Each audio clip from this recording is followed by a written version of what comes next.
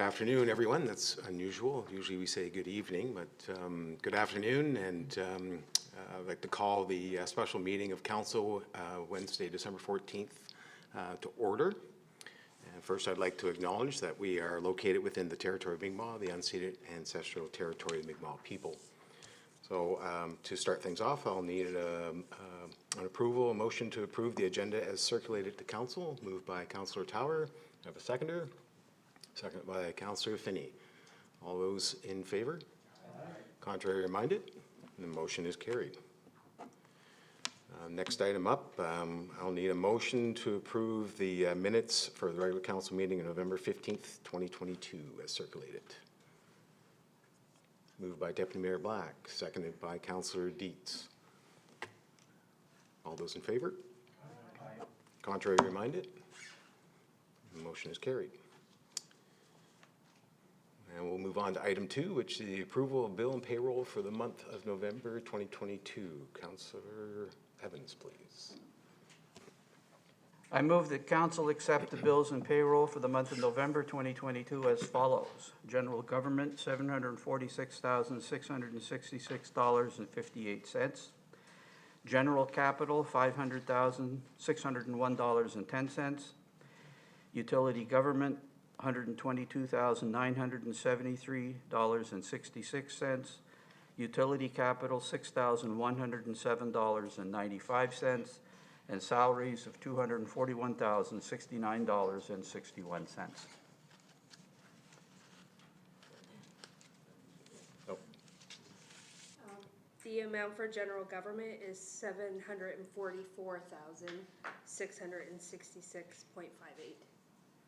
That's what it says here. What did I say? You said 746. Oh, well, I'm lying. Thank you. Thank you. Do I have a seconder to the motion? Second by Councillor Dietz. Any questions? So all those in favor? Aye. Contrary reminded? The motion is carried. Now we'll move on to Mr. Beal and item 3 of the 2022 reserve funds. Thank you, Your Worship and Council. So we are at the end of the year 2022. So this is the opportunity where we have to look at our reserve funds and put money in or take money out, depending on what has taken place through the year. So I do have a short PowerPoint presentation that I will, if you could put it on the screen. So our 2022 position. So of course, in the general, we operate with well over 400 accounts, various accounts from revenue to expenditures. Each of those, of course, we provide estimates at the beginning of each fiscal year. Throughout the year, of course, variances will take place, and we monitor those variances in the finance department through myself as a treasurer and Liz as the assistant treasurer, in conjunction with each of the managers and in their departments. Of course, when we provide the budget at the beginning of the year in 2022, it is an estimate, and a lot of things do happen and fluctuate. So at the beginning of the year, we had a budget line item that for transfer to reserve fund of $95,000 in the general fund and $240,000 in the utility fund. The utility fund was to put away for future lagoon upgrades. So I'm now going to go through each the general and utility fund and explain where any variances happened. I will go through the variances of significance, of course. There are a number of other variances that happen in almost every account over and under, but I will concentrate on the large differences and the large variances in the year. So we'll start out with the utility. So in the utility, based on our estimates that we provide, we still have one more utility bill to issue, which is October to December. We are going to be approximately $70,000 over budget on our revenue. So our revenue stream had about $1.6 million in water and sewer bills that will be issued. A number of our large user accounts have used in excess of what we had anticipated they would. I won't get into individual accounts, of course, but essentially the large users are the ones that have made up this additional water usage during the year of 2022. In April, we also signed, in March, I guess, we also signed a Mount A agreement for us to operate their distribution agreement. That began on April 1st, 2022. So the agreement was to be billed quarterly. We began billing them on April the 1st. The quarterly bill, so for 3 quarters of the year, we brought in an additional $61,500 in revenue. The idea with that is that they would pay for 1 full salary. We would expand our utility department from 2 to 3. That would provide our ability to have Mount A be serviced, as well as have additional work that we do require within our utility department. That position has not been filled as of yet. So we are looking after Mount A's distribution agreement, collecting the revenue, but have not undertaken any of the expenses that would be required for that position yet. So that resulted in an additional $61,500 in revenue. Our expenses are relatively on track. As I said, there are variances in the utility. We have about 200 utility accounts that we operate, from salaries to debt payments to office supplies to building maintenance, lift station power, and each of those have their own budgets. Some of them are over, some of them are under, but the majority of them will offset one versus the other as we did the review. So with that extra $131,500, we will include the $240,000 that we had put in the budget to put into our utility capital reserve fund, and we are able to, and the recommendation is to deposit $371,500 into the utility capital reserve fund. So that is our 2022 deposit that will go into the utility capital reserve fund. At the end of the slide, I'll also show the status of each of the reserve funds as well, so that you can see with these deposits where we are. In the general, I'm going to go through the expenditures that have come in under budget. Okay, so there's a number of expenditures that have come in under budget, and that has resulted in the ability to transfer additional funds into the reserve fund. So there's also additional revenue we received. I'll go through that. It's not in the PowerPoint, but I'll explain that on the last part of the general fund. So our 2022 capital that we'll need to pay in 2023. So we've ordered a new fleet for parks. The vehicle has not arrived. So we had budgeted that in capital out of revenue. The capital out of revenue will need to be carried over, and how we will do that is we would deposit that $50,000 budget into the reserve fund and allocate it in 2023 with the expectation that it would come out of the reserve fund in 2023 once we receive that parks vehicle. Council has also approved the electric vehicle charger that will be installed in 2023. That has had a $94,000 capital budget item. And fortunately, with the delay in the grant funding that was brought forward, there was no way to complete that in fiscal year 2022. So the resolutions are on the books, purchase orders have been issued, but that work will be done in 2023. The third item is facility upgrades at Town Hall. That is ongoing. The roof is the main issue. And we're still involved in what will be covered under warranty versus what will not be covered under warranty and what we'll need to have done. Of course, now that we're into the winter, it's going to be difficult to do any major work into the roofing area, but that will be carried over with the ability to do that work next year. So that totals $244,000. So that $244,000 we would put into the reserve fund with the expectation that there may be a need for it to come back out next year to pay for those 3 capital items. Then we have a number of savings or projects that were not completed through the year. So our 2022 items of savings, Route 106, we had budgeted $60,000, and that was Queens Road. So in 2022, we did not receive any DTI funding. So we had that $60,000 allocated in our 2022 budget, and that was not spent. Sidewalk renewals, capital, and we did not do that. We were short-staffed, which you'll see in the next line item, and being short-staffed meant some things did not get done in the year 2022. And the various sidewalk renewals did not get done in the year 2022 because Public Works was short-staffed. So the next item, of course, as I began to mention, is savings from various vacancies. So in our operating budget, we had over $155,000 projected for savings from various vacancies. Public Works and Engineering had vacancies. Our engineer left partway through early in the year, and then we hired Mr. Eppel later in the year, so there was a period of time where there was a vacancy and no expenses taking place. Our Public Works Department had vacancies throughout the year from people who have left, people who are on WorkSafe benefits, and those took time to refill where there was vacancies in there. We weren't able to hire our bylaw students for the summer. So we hired one, we had 3 budgeted. So we had savings of approximately 25,000 there. The Public Works and Engineering, we had savings about 70,000.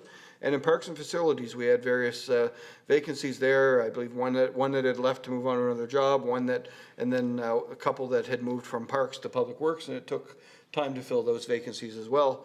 And as well, we did not have the students on as long in 2022 and weren't able to fill all of them. So we had about $60,000 in savings from various vacancies. So that totals $155,000 in operating from just vacancies alone. In the tourism area, we had $30,000 in savings. There was money allocated that was previously under Heritage that was for business development grants that weren't allocated. And then there were other areas within tourism that from building maintenance to many other areas that resulted in approximately $30,000 in under budget within the tourism area. Our programming area, so we were under by about $35,000, and that would be the subsidy. So when the rink subsidy, the sports subsidy, apologies, was initiated, we moved the entire $65,000 that was budgeted over to the programming for 2022, not knowing what applications would be submitted. So our estimate shows that we're going to use about 30,000 of that 65,000, and that will result in a $35,000 savings in that item. Corporate project studies, we had $50,000 budgeted in corporate projects for studies, and we only would expend about $10,000 within that line item. So we would have $40,000 in savings or variance, so where it would come in under budget by about $40,000. RCMP. So as we know, we've had a CPO vacancy for the entire year in 2022. We had budgeted for a CPO to be involved just for Sackville, and that results in $70,000 in savings where the CPO position was not filled. Fire from dispatching.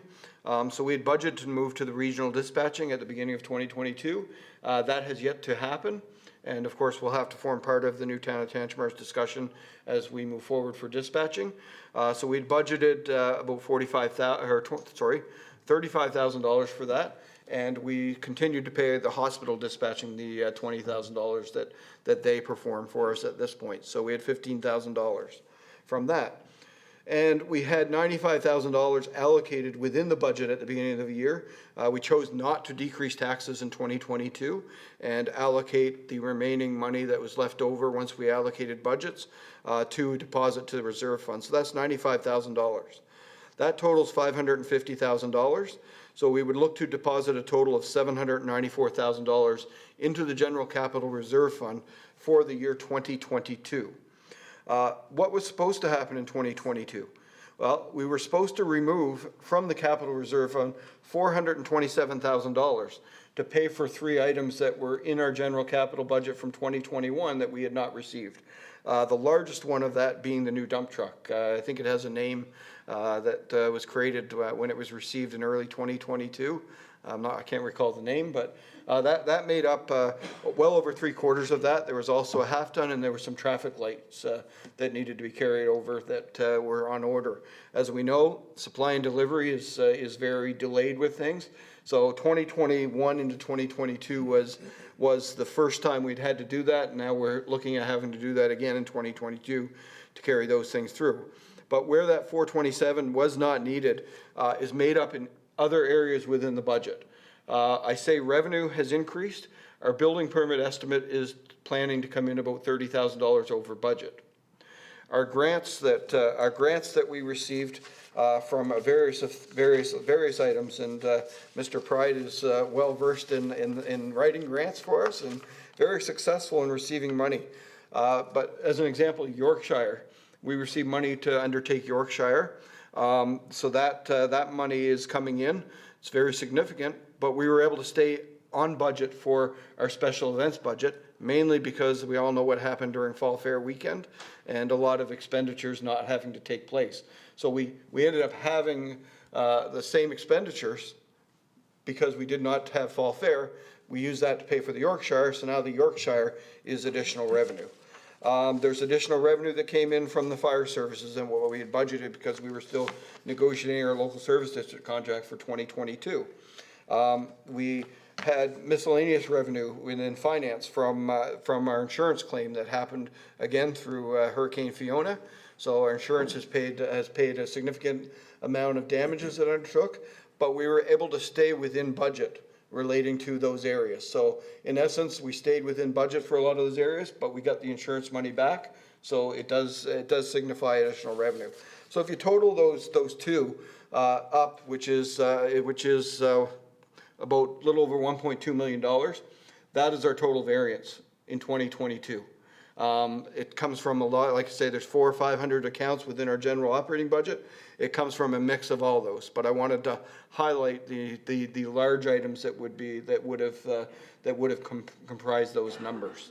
So overall, we had a very, very good year in both general and utility. Once again, a lot of things we have to say. Vacancies are great, they're savings, but they're not great because that means some things don't get done, right? And as you see, some of the things didn't get done resulted in savings, right? So there's always a cause and effect with it. There are financial savings, but there's also an issue where the work hasn't got done or something did not get done. So we can't always control the vacancies. Ideally, we would be working at 100%, no vacancies for the full fiscal year, and all our projects would get done, and the only variances we would have would be savings because things have come in on under budget. But unfortunately, that's not the case and has likely never been the case. But this is where we get the savings from. So the final slide shows, so currently, as of the end of November, on November 30th, we have $308,100 put away in our general operating reserve. So this is a fund. This is fund that can be used for operating expenses. We're not recommending putting any additional in that for 2022.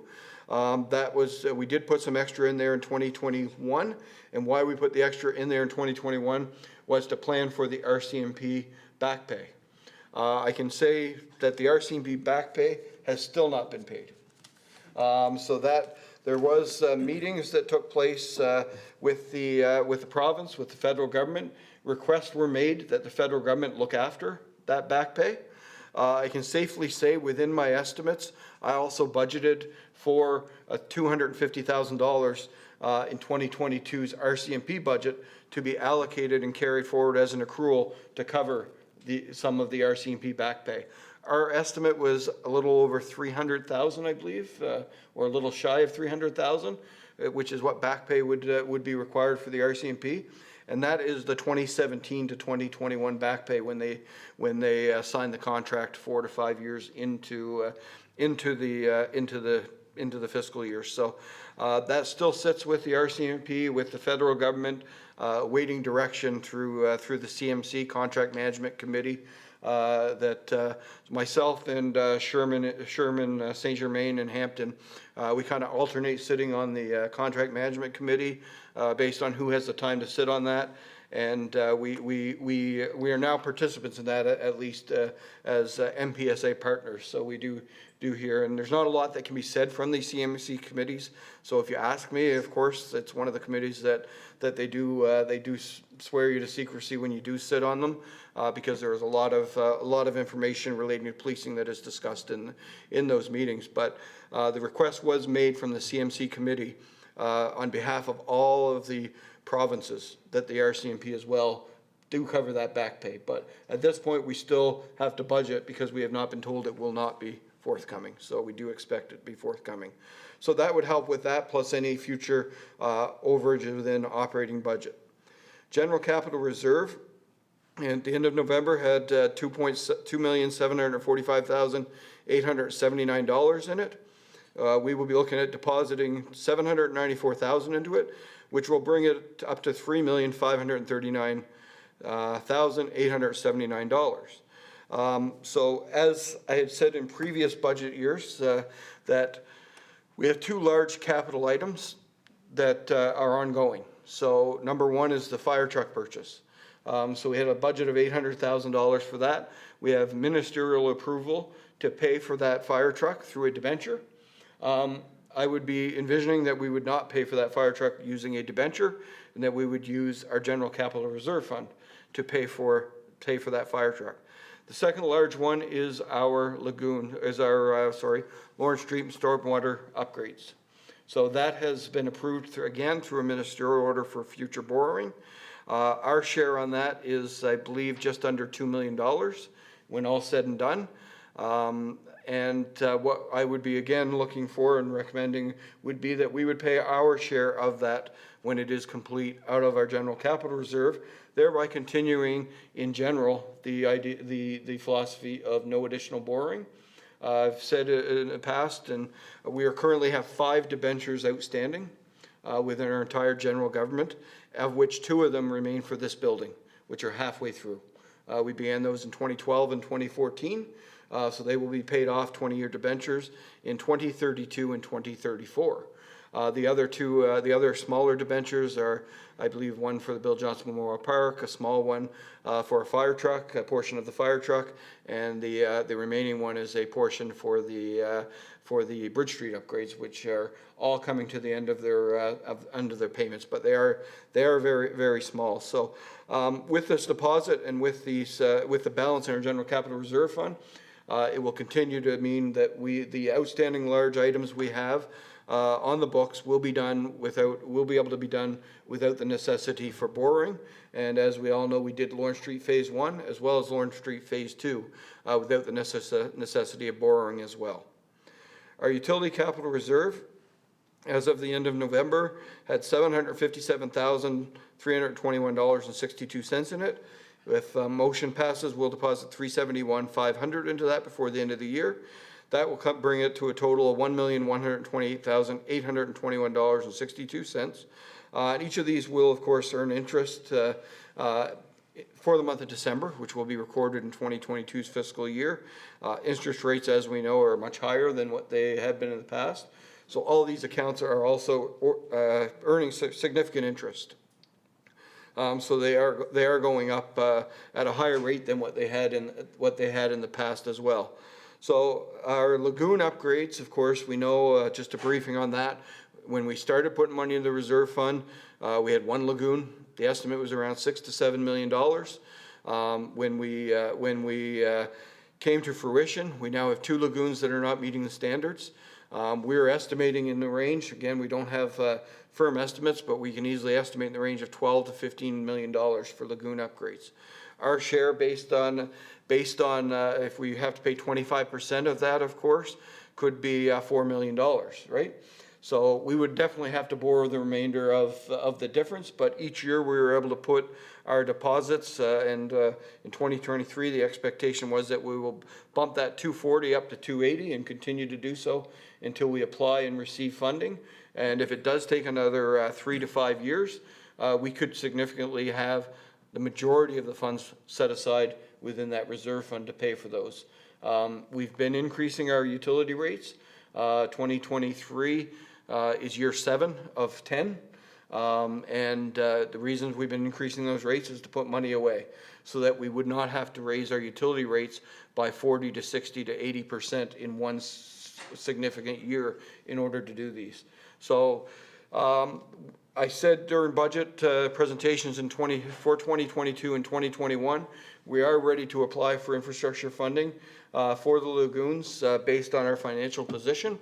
And the money we are putting into the reserve fund would be able to offset the difference of those. So that is something that the new council moving forward should be interested in applying to the to the infrastructure programs for lagoon upgrades moving forward, now that we have Lawrence Street Phase 3 funding put in place. But each year we continue to deposit into the Utility Capital Reserve Fund.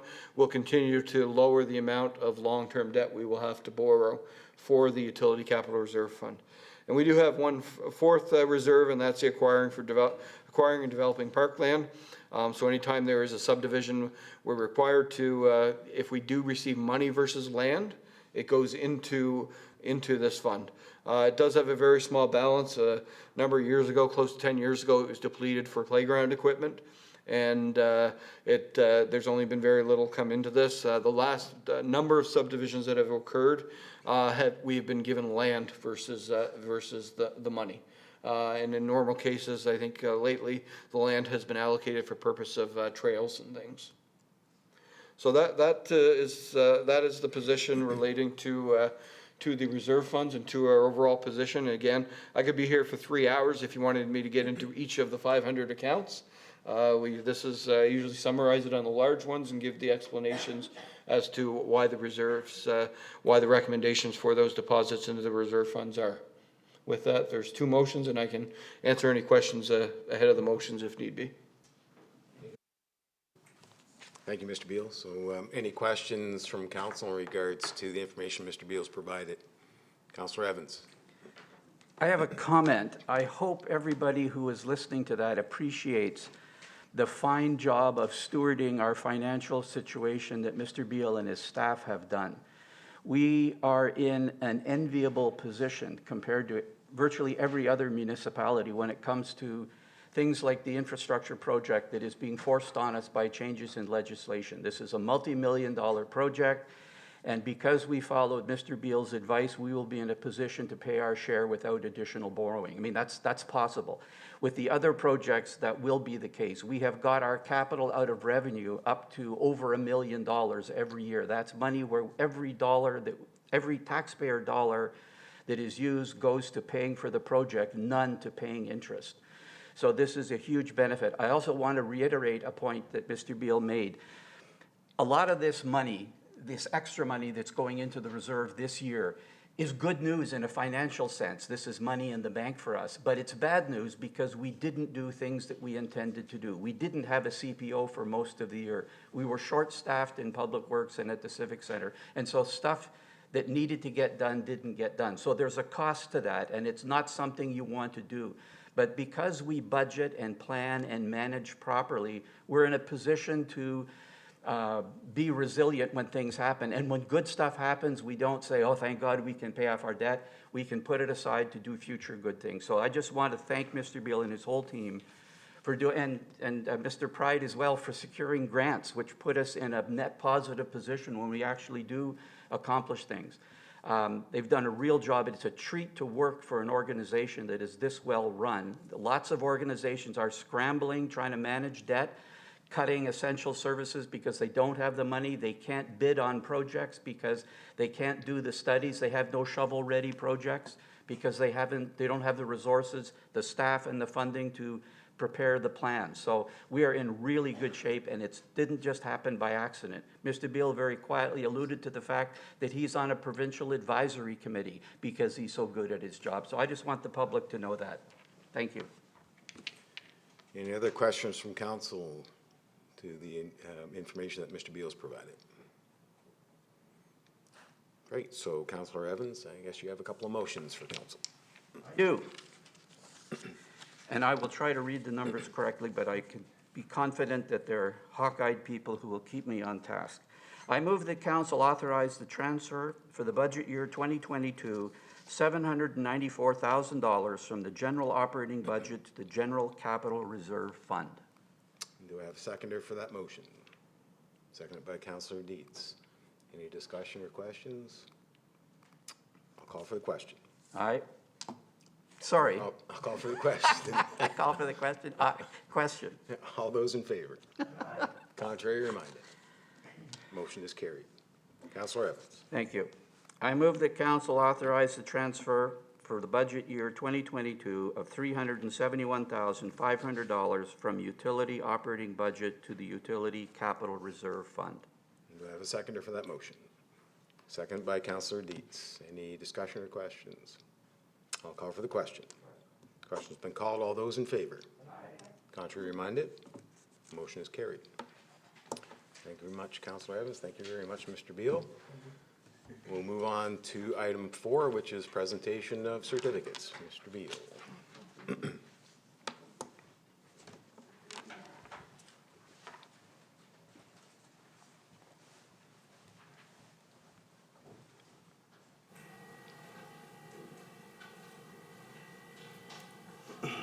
Thank you, Your Worship.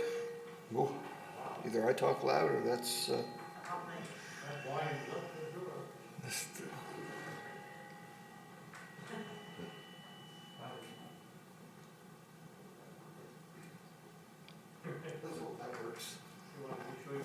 Let's, there we go, a little better, right? I'm not going to give everybody feedback here, so. So this, of course, is our last council with the current council. So there's four councillors, including his worship, who will be departing and moving on to other things. At the end of each council, we always give certificates to the outgoing council who have not chosen to not reoffer or have not been elected. So we wanted to do that this evening on behalf of myself as acting CAO at this point in time, and the clerk, Donna Beal. So I'm going to start with his worship, and we've got a little few lines that we did put together for each individual. So Mayor Sean Michaud has served as mayor for the town of Sackville since June 2021. Prior to being elected as mayor, Mayor Michaud served for 12 years as councillor, 1998 to 2001, 2012 to 2016. In November 2018, Mayor Michaud was elected back to council during the by-election and served as councillor until municipal elections in 2021. During his time as mayor, Mayor Michaud was actively involved in the Southeast Regional Service Commission. Outside of office, Mayor Michaud is actively involved in the Sackville Legion. And for those who don't know, Mayor Michaud is an avid Bruins fan, which we will not hold against him. Oilers fan. We would like to thank Mayor Michaud for his long-term dedication to the town of Sackville.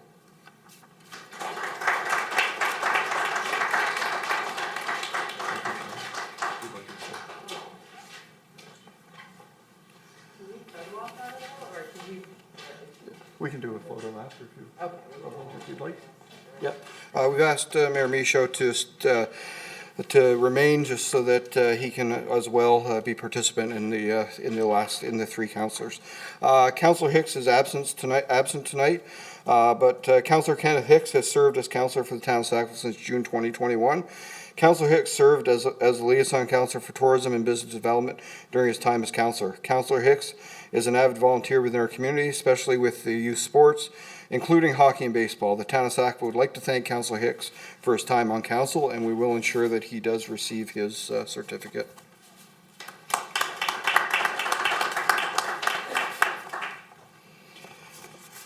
Next councillor is Councillor Sabine Dietz. Councillor Sabine Dietz has served as councillor for the town of Sackville since June 2021.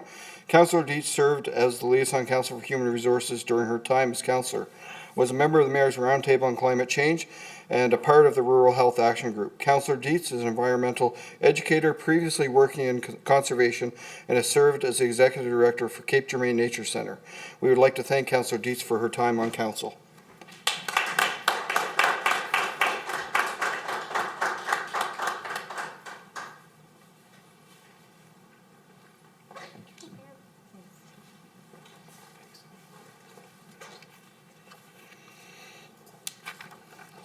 Councillor Bill Evans has served as councillor for the town of Sackville since 2012. During his time as councillor, he served as human resources, finance, payroll, policy and bylaw, and public properties liaison councillor, and is council representative of the Sackville Arts Wall. Councillor Evans is actively involved in our community, serving with the Sackville Memorial Hospital Board and Rotary Club, to name just a couple. In his spare time, you'll find him hanging with his grandchildren. Thank you, Councillor Evans, for your service to the town, and wish you all the best.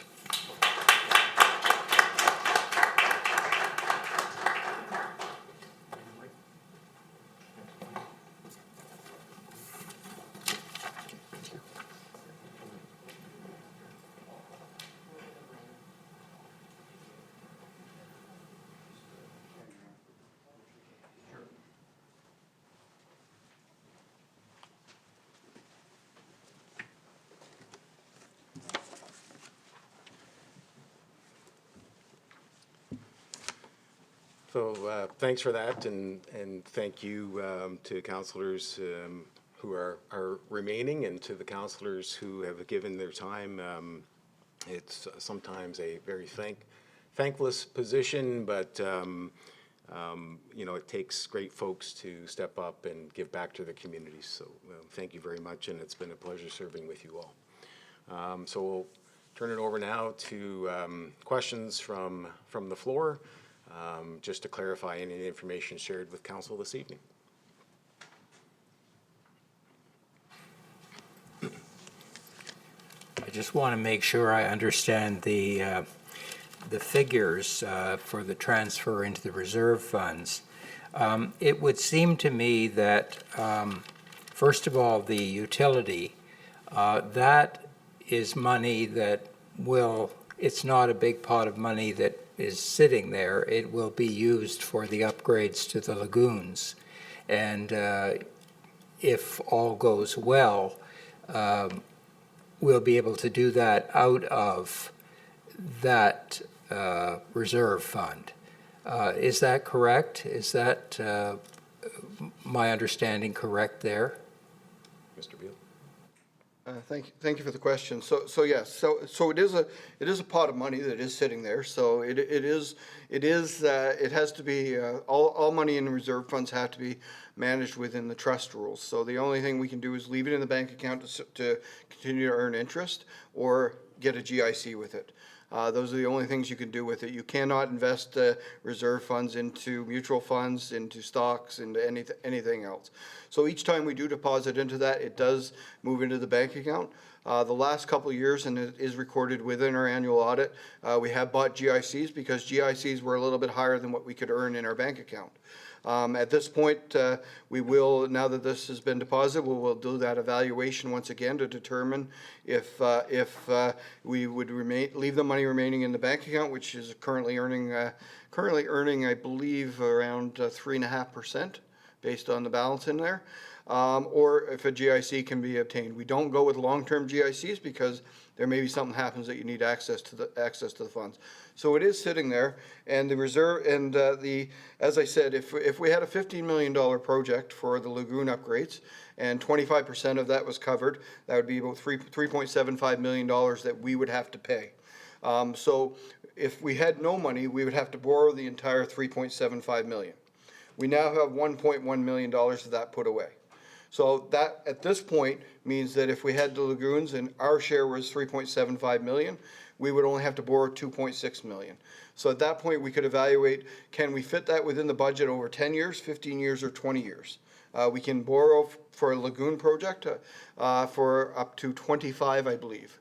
We never would support going beyond 20 from a financial perspective. And that is where I said we are ready to apply for financing, because what we have being put into the reserve fund right now would pay the debt that we would have if our share was under $4 million.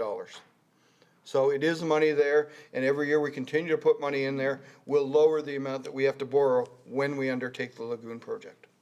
Does that make sense?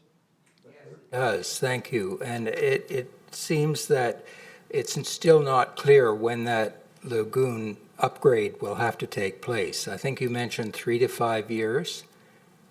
Mr. Beal? Yeah,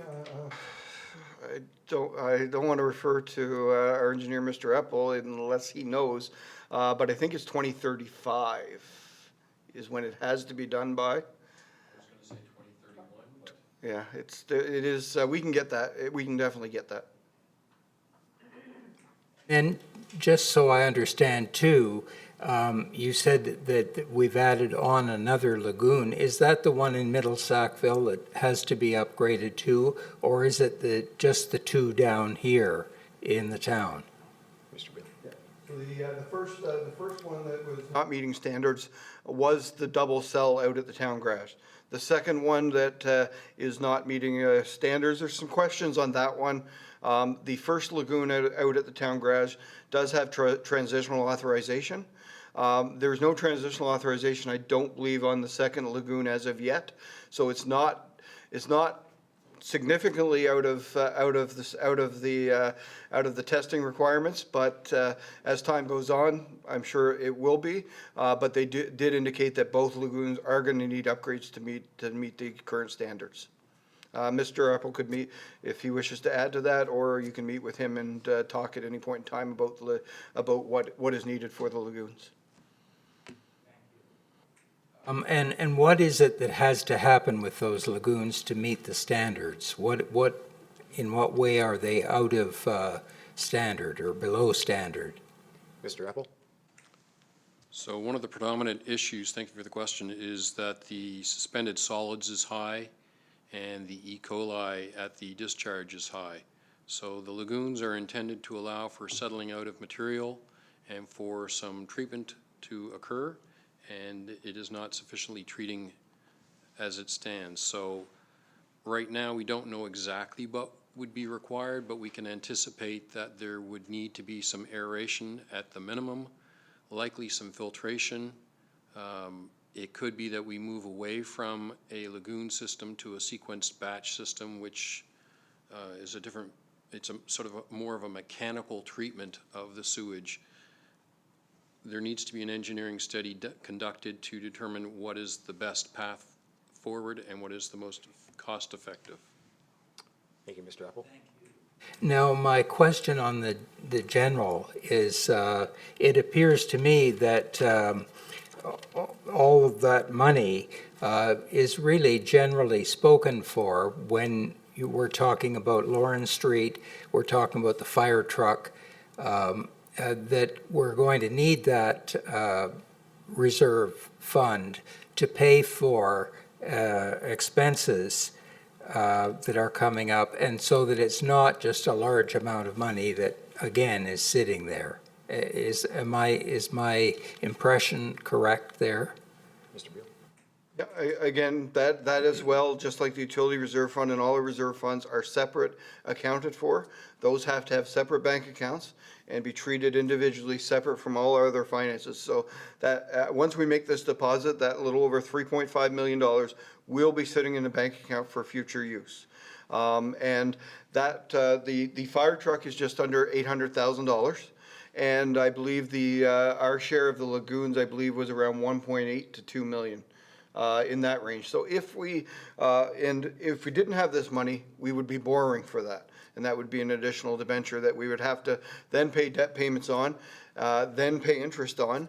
And one of the statements I've been making for 10 years is that interest rates are historically have been low since I've been here. When I first came here in 1993, I was looking at debentures in the 18 to 25% range. Well, everybody knows that our debentures, when we issued them, for this building, we had one debenture at 2% and another at 2.7% over the 10 years.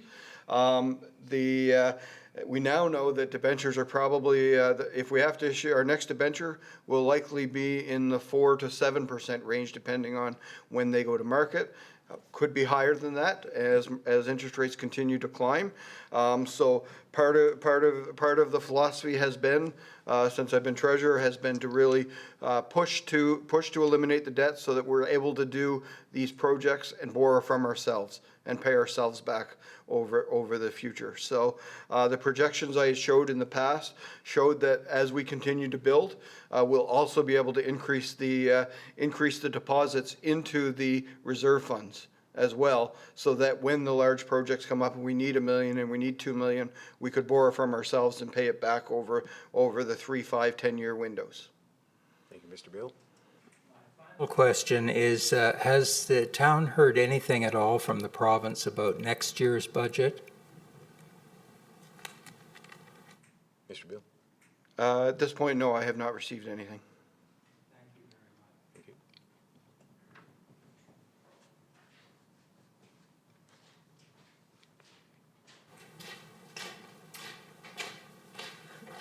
Squeaky shoes. I just had a couple questions. Also, one about the lagoons. You mentioned that we're sort of ready now to apply for federal and provincial funding, because that's something that can't happen without federal and provincial funding, right? So yeah, I should get the question out.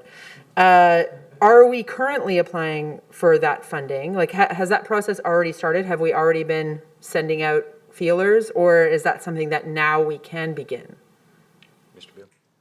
Yeah, so as we know, the last round that did come out, we had to choose, of course, which is a project we would apply for, and we applied for Lawrence Street Phase 3.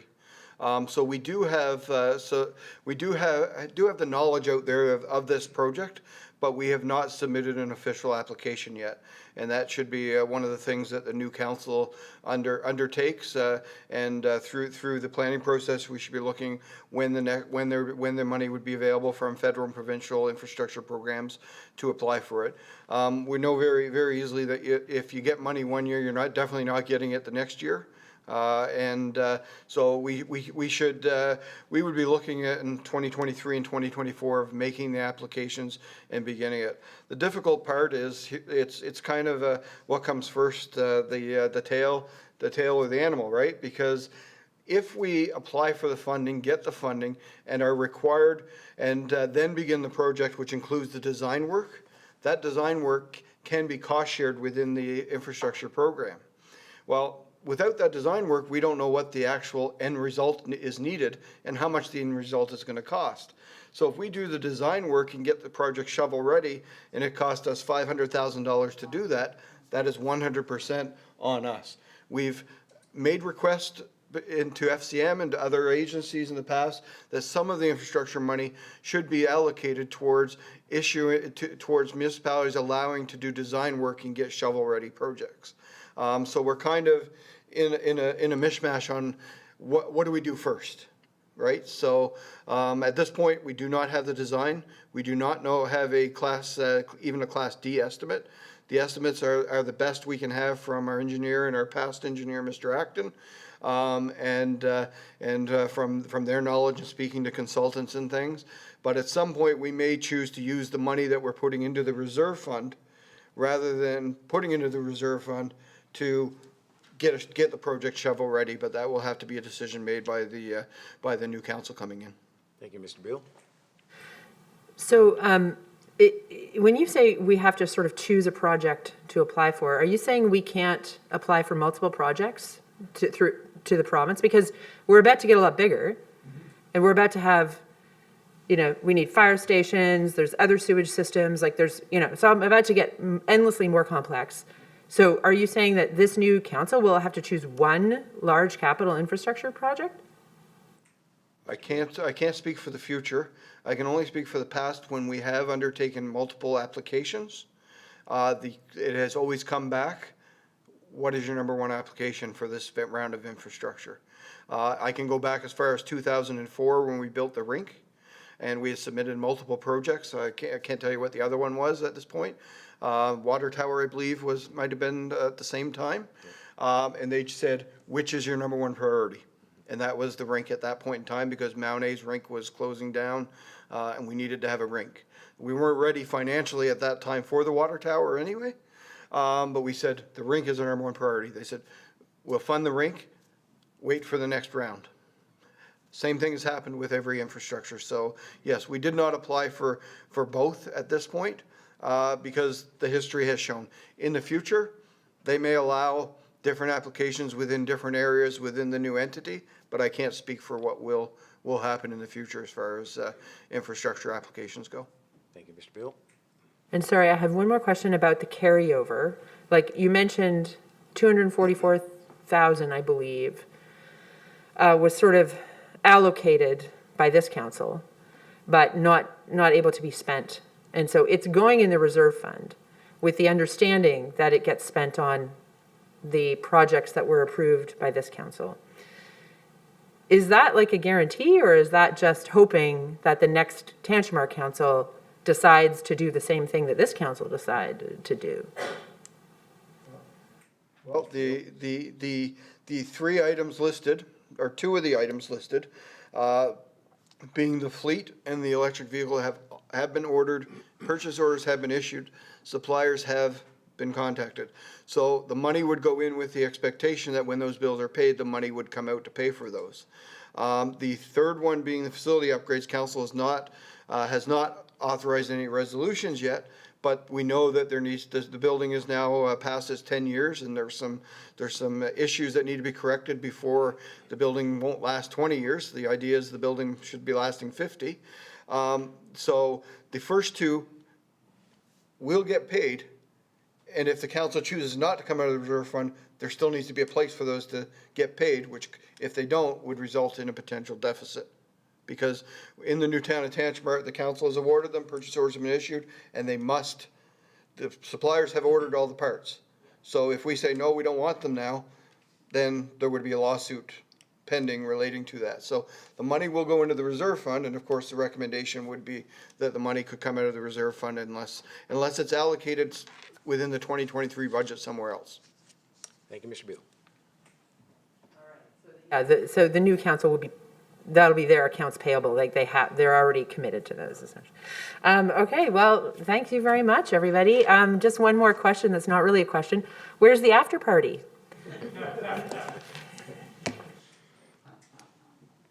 Great. Any other questions from the floor? Seeing none, before I call for an adjournment, I'd be remiss not to say that council and its work is definitely supported and by our staff. And if it wasn't for the robust staff that we have here guiding us and providing the information, then we wouldn't be able to do what we're able to do as well. So thank you very much. Everybody enjoy your Christmas and happy holidays. And I'll look for a motion to adjourn. Moved by Councillor Finney, second by Councillor Tower. All those in favor? Aye. Contrary minded? We are adjourned.